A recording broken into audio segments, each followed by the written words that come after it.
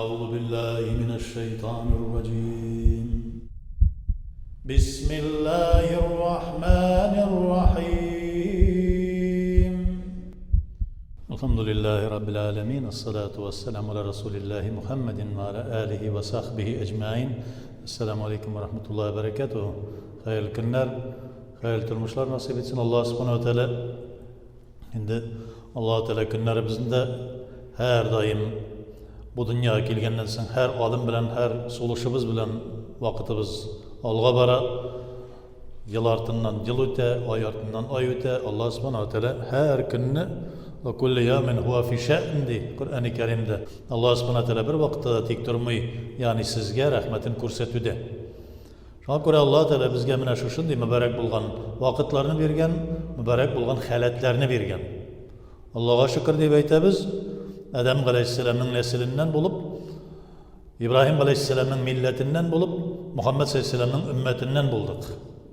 Allah'a şükür, şu şunday revişte biz Adem balası bularak, ümmeti Muhammed'den bularak, mümin Müslüman bularak Allah-u Teala'ya ibadet kıla alabız. Her bir işimizde, her bir soluşumuzda, adımımızda, yürüyüşümüzde Allah-u Teala'nın işikine bulsa da yakın ayırga tırışabız. Bütün mümkünlükleri bilen. Yani endi iş mübarek bulgan aylarını Allah subhanahu teala bizga yetkirdi bir artlı. Recep, Şaban hem Ramazan. Recep'te Allah subhanahu teala'ga ko'p hamd seneler aytdik, Kur'anlar okudık. Allah teala'ga ko'p şuşlay aytırıp yakın ayırga tırıştık, ko'p g'ibadetler kılıp. Hem Peygamberimiz sallallahu aleyhi ve sellem aytır, Şaban benim ayımdı. Şaban ol benim ayım. Şu vakitte yani Allah subhanahu teala menga bir hürmet ko'rsatdi.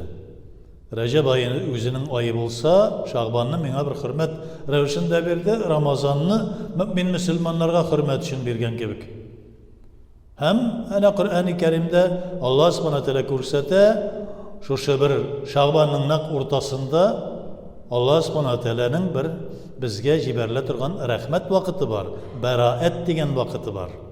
Beraat kişesi deymiz. Naq 15. gününün kişesinde deyim.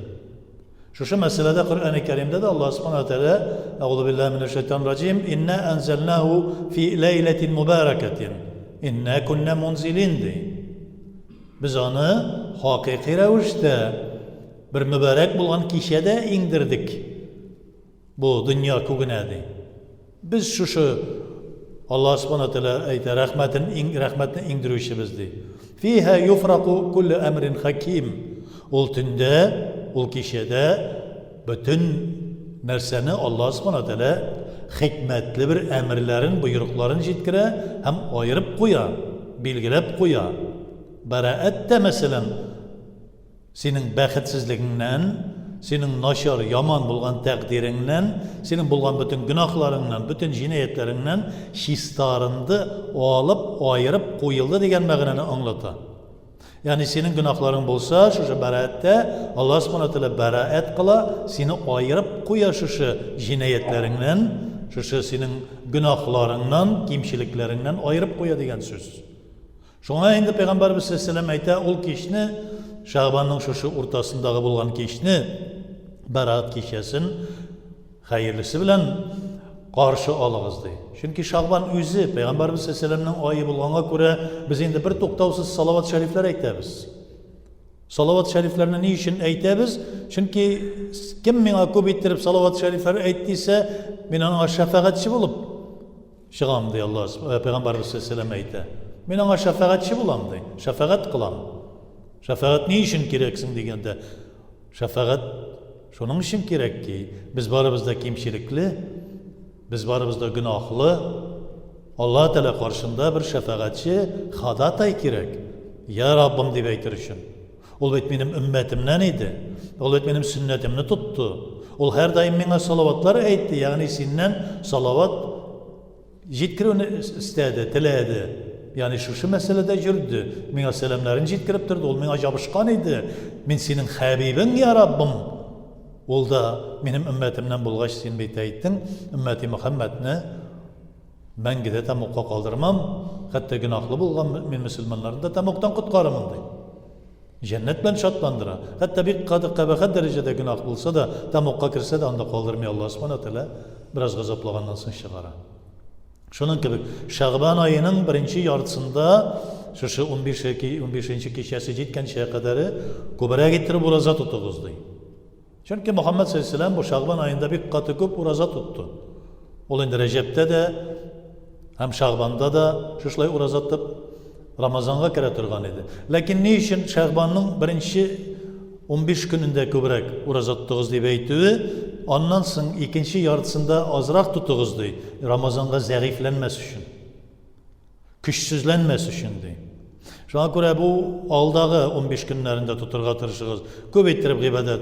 Tünlerin uyav turuguz, gündüzlerin urazada turuguz diye. Yani buldural-sağız. Bu mümkünlüğü bulgan, kişi kuvveti jetken, kudreti jetken yani şunday kişilerge.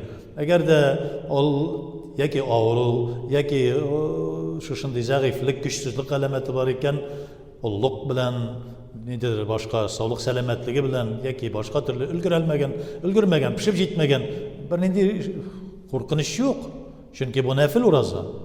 Lakin eğer de tutasız iken, şu aldağı vakitlerini tutuyoruz. Ama indi tünün kişesin, 15. kişesin beraatine uraza bilen karşılığız değil. İlleme eğer ol, mesela, şu cımbakımga doğru kilmese nefil mesela. Eğer de indi ol, yaki şimbekimge biz saklanabız. Şimbekimne de biz nige elekmek deyip indi. Başkalarının urazalarına elekmek, başkalarına okşaş bulmak deyip. Eğer de şu şunlarga doğru getirip, karşı olasız iken Allah subhanahu teala'nın hürmetinde bulursunuz deyin. Hürmetinde. Her bir şu ayını biz kullanabız, Allah Teala bizge hürmet görsetsin için. Allah Teala hürmet görsetmese biz başka bir kimden de hürmet tabalmayacakız. Eden balasından hürmet görsek, kimdir bizni hürmetli turgan bolsa, eğer de Allah Teala'nın hürmetini kütmesek biz, kişinin ihtibarını küte turgan bolsa, kişi kaçanda bolsa öyle ol. Menge hürmetke layık bulurga tiyişmiz biz. Menge hürmetke layık bulur için menge bar bulgan birden birinin şu nazarına, onun hürmetine layık bulurga tırışırga tiyişmiz. Ol da bulsa Allah Teala'gine başka yok değil. Eden balalarından da, jinlerden de yok, hayvanlardan da, putlardan da yok. Bütün nerse kullu men aleyhe fan. Bütün nerse ötüp gitişi bu dünyada. Bu dünyada şunday. Bugün bir türlü ertege, ikinci türlü kişiye kar jaudı. Ondan sonra yağmur jaup gitti, ondan sonra salkın buldu. Bugün kıyaş çıktı. Ondan sonra kızdıra başladı. Elegine kurtkalardan jiredirek, indi biz hayır Allah'a şükürene gülmekke kuşayız.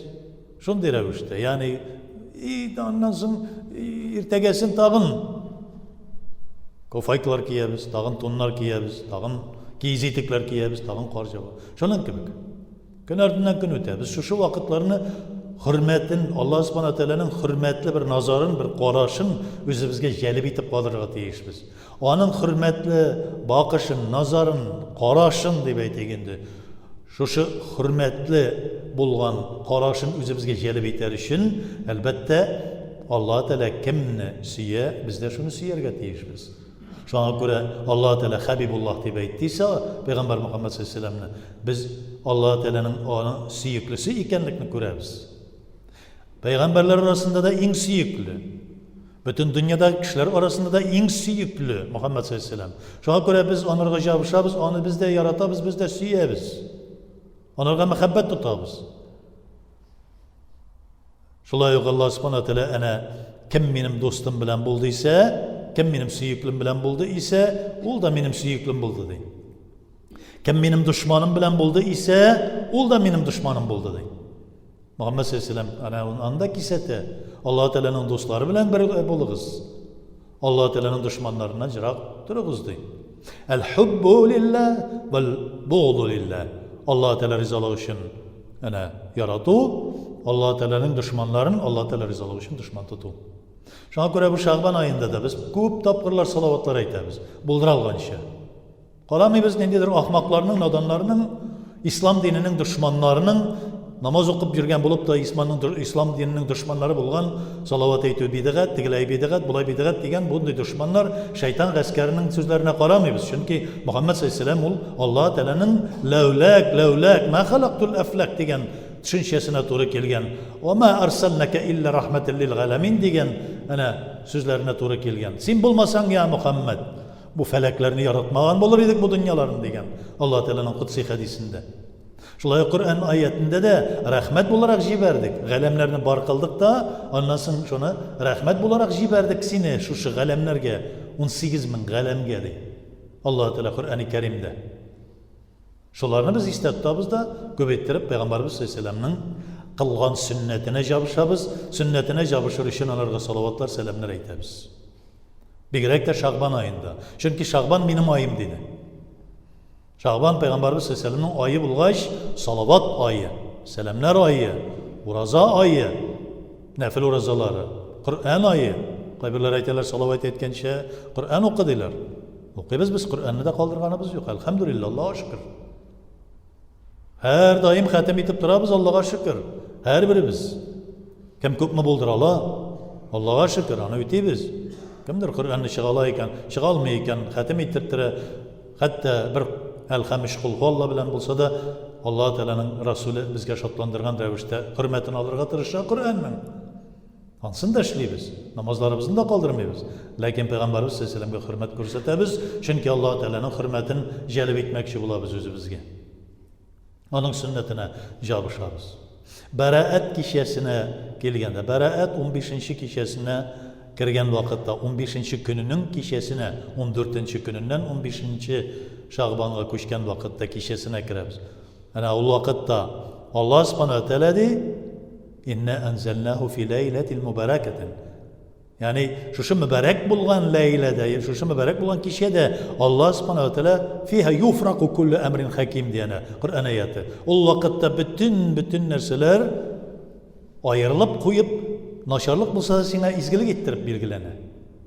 Yani naşarlığını gafu etinsen Allah Teala gafu etip izgilik ettirip bilgili. Nerse di? Ol tününü Allah subhanahu wa ta'ala dünya kuguna yakınaya. Yani dünya Allah'ın rahmeti dünya kuguna inge. Nerse degen söz? Senin gafu ötenüğün Allah Teala'ya tağında yakın bula, senin tevbelerini kabul etüğü Allah Teala'nın tarafından tağında yakın bula. Şabanında, beraat kişilerinde. O vakitte şu gününü, şu vakitte Allah subhanahu teala eytirdi. Ey ferişteler, avaz salığız.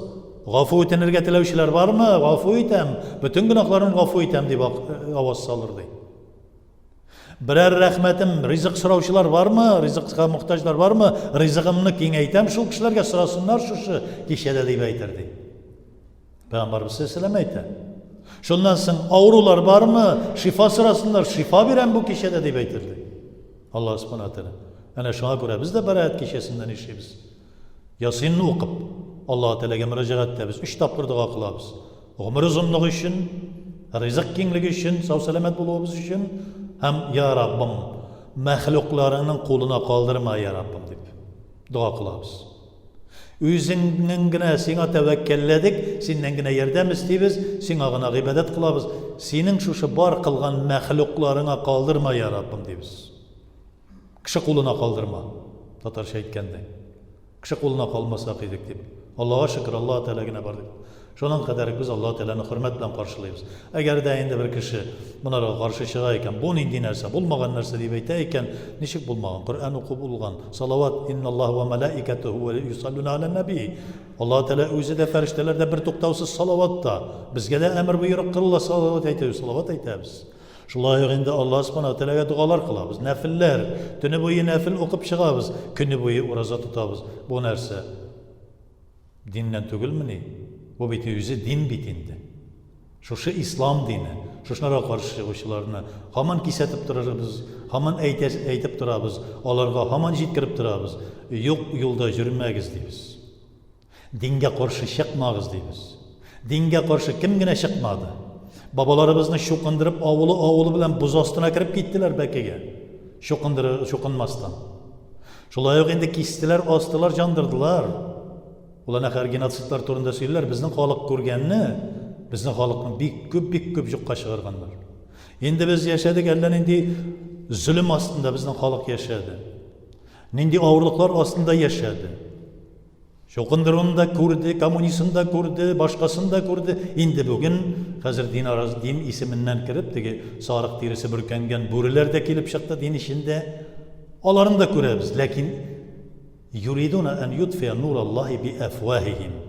Onlar şuşu pişirak ağızları bilen İslam'ın nurunu söndürmekçi bulurlar. Wallahu mutimme nurahu ve lev kerihel kafirun.